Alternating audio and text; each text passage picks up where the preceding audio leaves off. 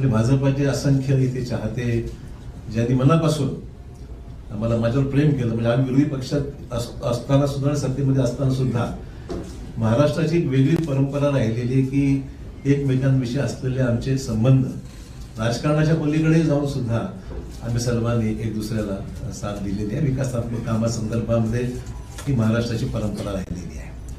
आणि त्यामुळे मला आज माझ्या आयुष्याची नवीन सुरुवात मी करत आहे असं मी निश्चित म्हणेन. इतके वर्ष मी गेल्या 38 वर्षाचा माझा हा राजकीय प्रवास हा मी आज बदल करत आहे आणि त्यातून आज भारतीय जनता पक्षाच्या या पक्षामध्ये प्रवेश करत आहेत. प्रधानमंत्री नरेंद्र मोदी यांच्या नेतृत्वाखाली त्यांची ती स्फूर्ती घेऊन, त्यांची प्रेरणा घेऊन या देशामध्ये राज्यामध्ये चांगलं काम करता आलं पाहिजे. सकारात्मक भूमिका घेऊन पुढील वाटचाल आपल्याला करता आली पाहिजे आणि राज्य